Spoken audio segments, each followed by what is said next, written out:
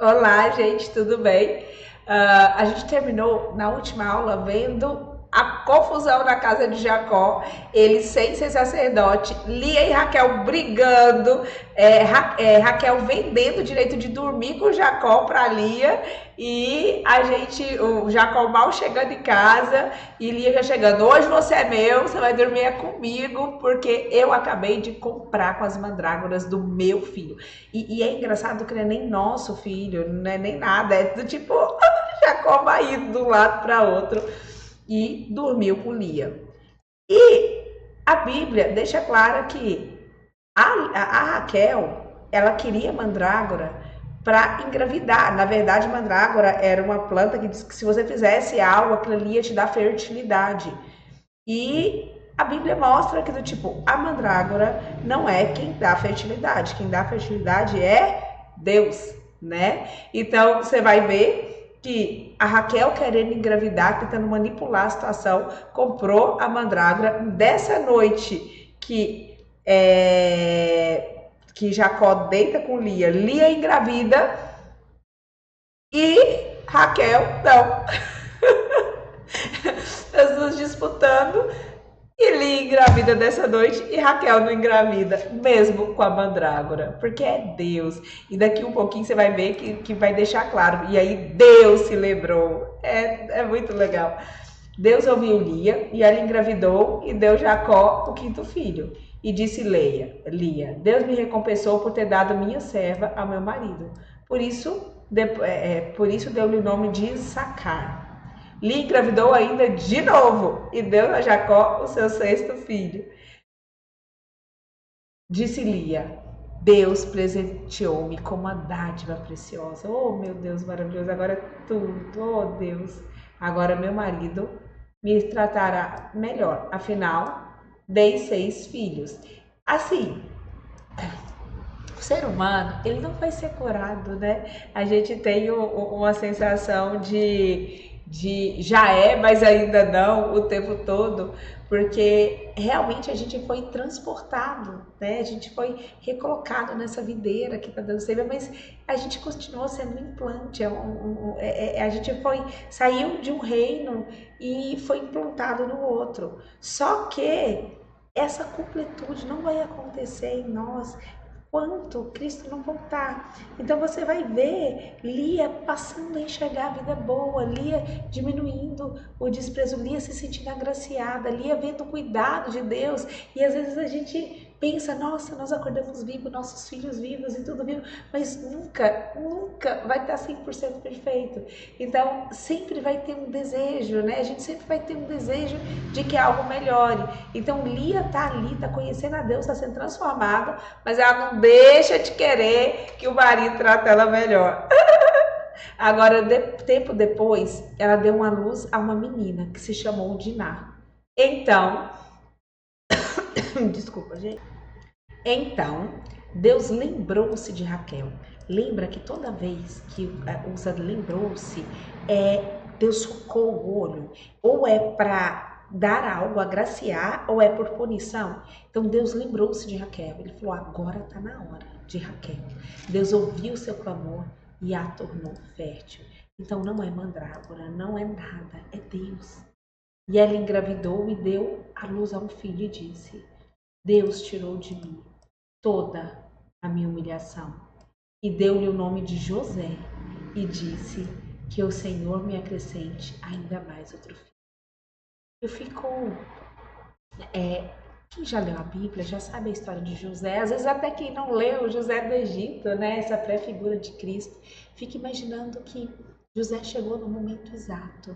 José, ele vai ter uma infância com o pai já Israel, ele já vai conhecer um pai que anda com Deus. Você vai ver ali que José, ele chega no momento certo, porque quando ele foi vendido no escravo, se ele fosse mais velho, mas às vezes as coisas não teriam acontecido daquele jeito.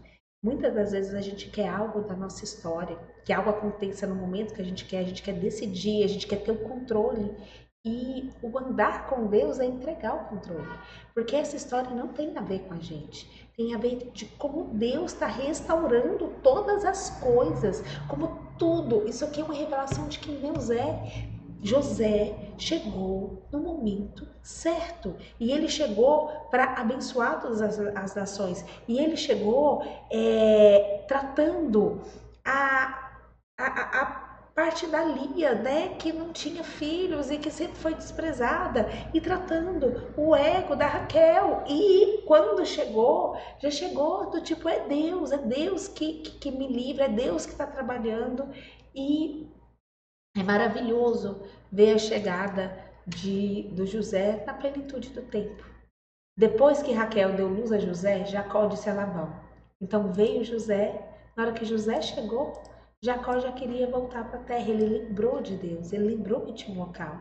E aí ele falou, dei-me minhas mulheres pelas quais o servi, e meus filhos e partirei. Você sabe bem o quanto eu trabalhei para você. Mas Labão lhe disse, se mereço sua consideração, peço-lhe que fique.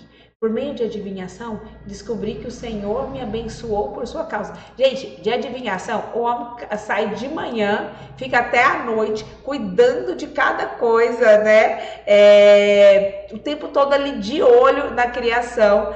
E por meio de adivinhação, nada. Por meio de trabalho árduo, por meio de fidelidade, de acordar, de olhar. E assim, ó, deixa eu falar uma coisa. O Senhor abençoou sim. Não é porque a gente trabalha, que a gente é fiel, que Deus não está abençoando, sabe? A bênção de Deus, ela não significa que a gente não tem que acordar cedo, ela não significa que a gente não tem que se esforçar, ela não significa que a gente não tem que ser responsável, ela não significa que a gente tem que ser diligente, respeitoso, né? Mas ela tem a ver com fidelidade. Seja fiel no pouco. Se você pegou uma coisinha para fazer, seja fiel nessa coisinha.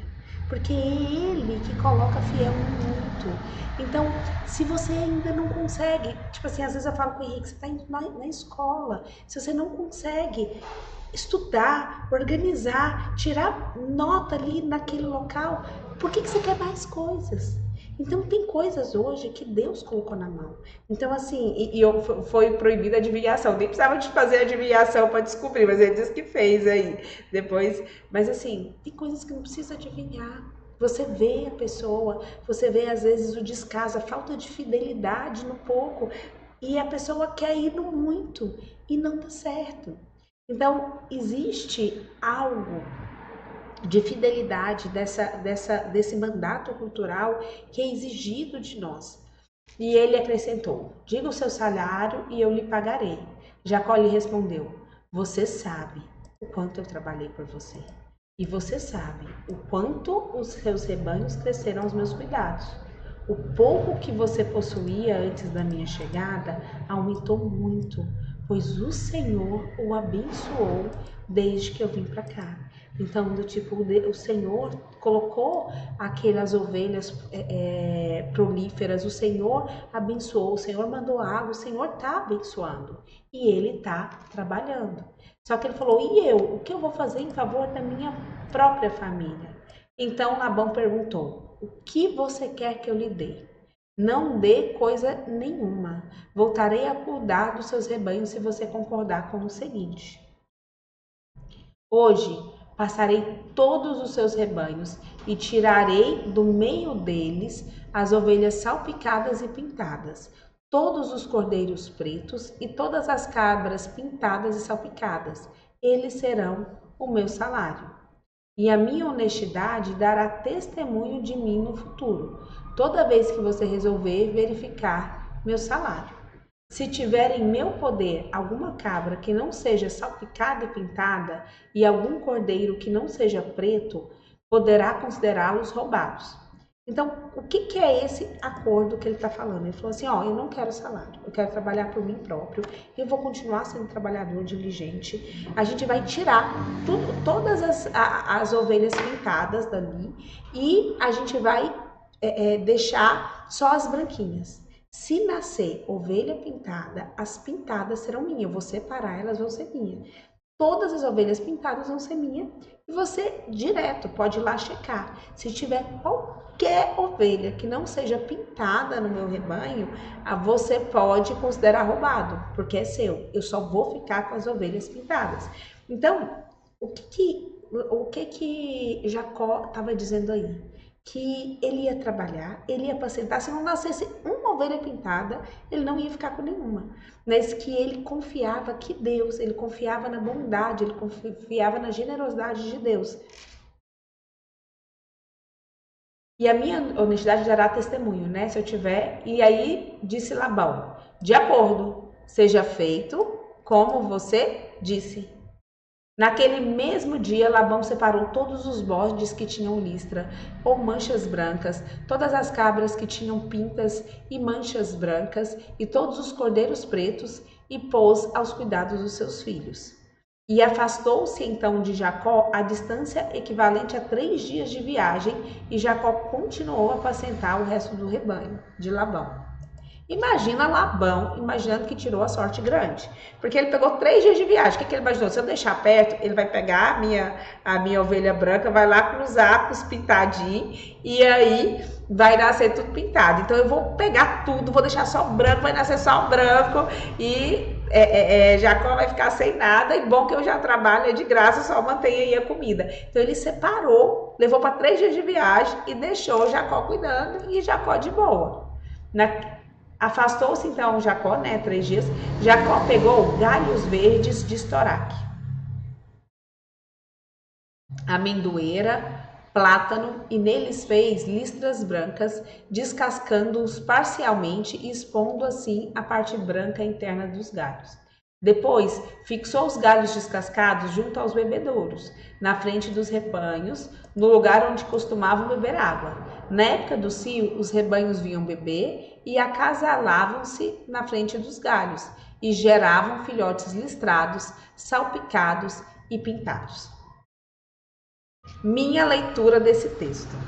Gente, eu sei que se a gente contempla muito algo, aquilo ali vai parecendo, mas ovelha ficar salpicada porque viu vara rachada, né, cortada, eu realmente não acredito nisso. Eu acredito só que é o seguinte: Jacó colocou a confiança em Deus.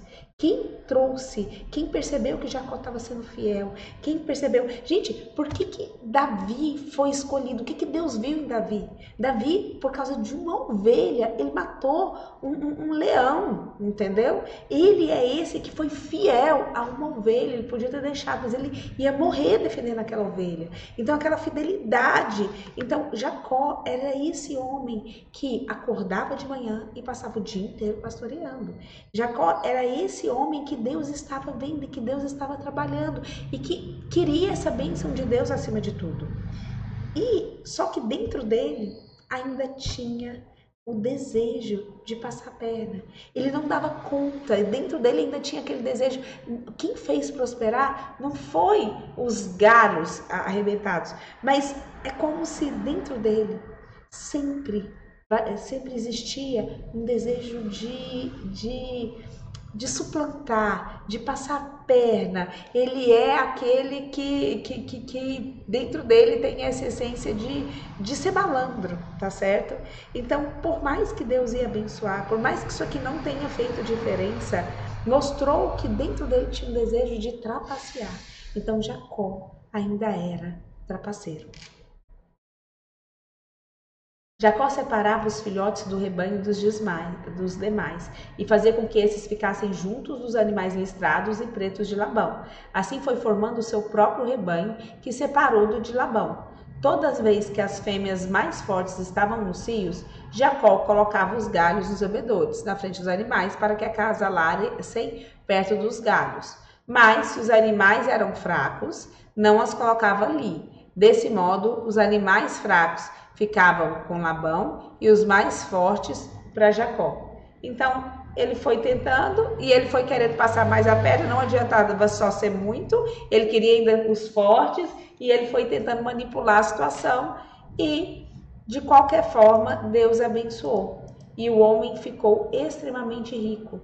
tornando-se grande de grandes rebanhos, servos, servas, camelos e jumentos. Jacó, porém, ouviu falar que os filhos de Labão estavam dizendo: Jacó tomou tudo do nosso pai tinha e juntou riqueza à custa do nosso pai. Jacó percebeu que a atitude de Labão para com ele já não era a mesma de antes.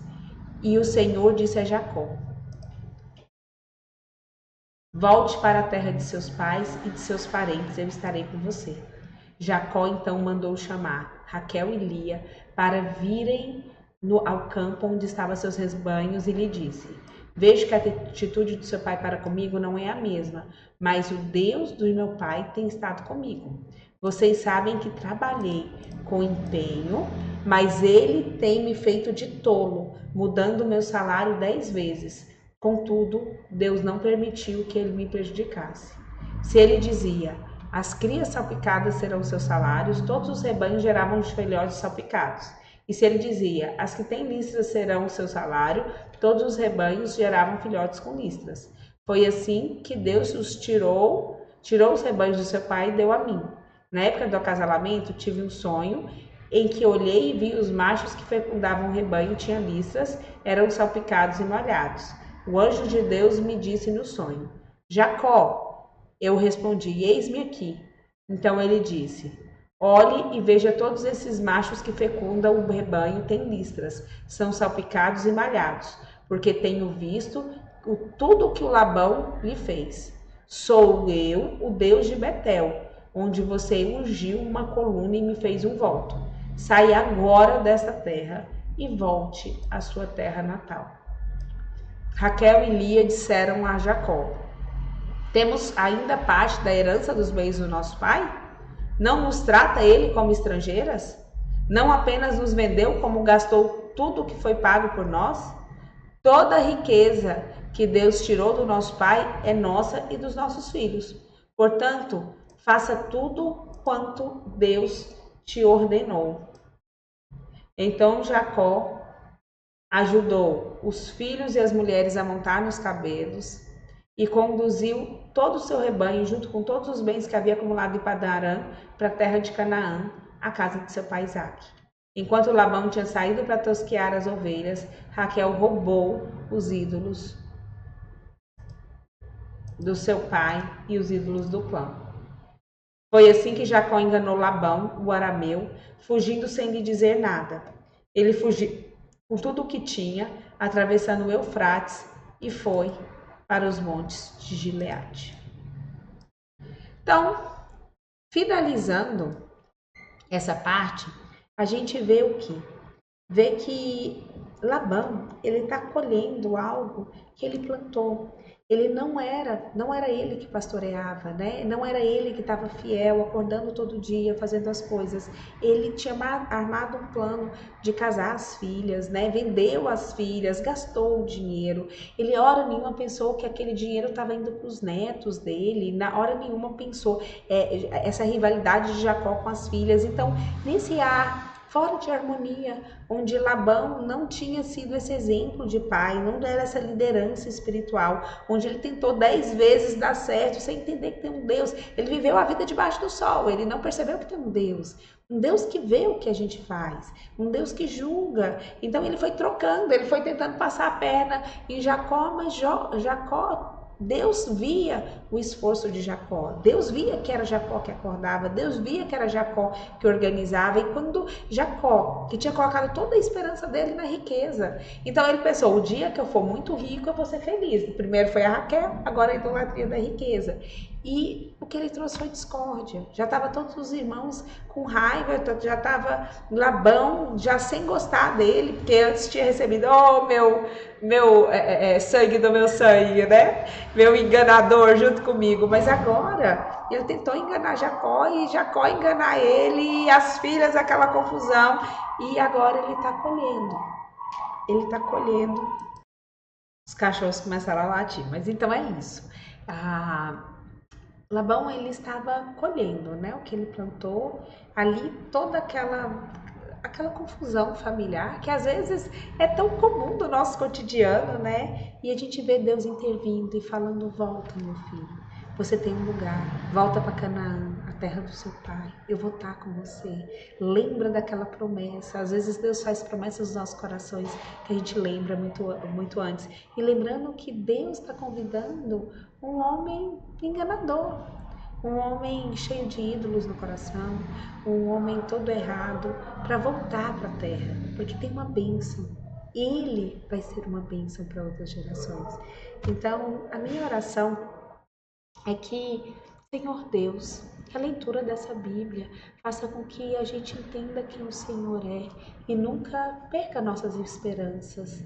Que a gente entenda que não há nenhum conflito, nada em família, nada que não possa ser restaurado e transformado através da sua palavra, do seu precioso sangue.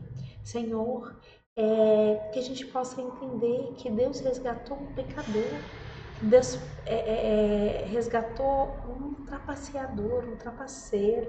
Deus resgatou um homem que ainda não era líder do seu sacerdócio, da sua casa, que ainda não andava nos seus passos e que, da mesma forma como Jacó, ele, com todas as dificuldades, o Senhor o amou e o trouxe e o deu promessas, e o Senhor está dando promessas atrás de promessas a esses homens falhos como a gente. O Senhor teve um dia que chamou cada um de nós pelo nome. Que o Senhor nos restaurou, que o Senhor nos vivificou, que o Espírito Santo entrou dentro da gente e nos deu uma nova vida. Senhor, é com tanta alegria e amor que a gente vem agradecer pela sua palavra, agradecer pelo seu cuidado, agradecer por não ter palpado nem seu filho, agradecer por essa religação e pedir para todos que ainda, nossos parentes, que ainda não se converteram, Senhor, que eles possam converter a seus pés, que eles possam entender o seu desejo, o seu caminho, que sua palavra seja viva, seja eficaz para transformar tudo, Senhor. Em nome de Jesus. Amém, amém?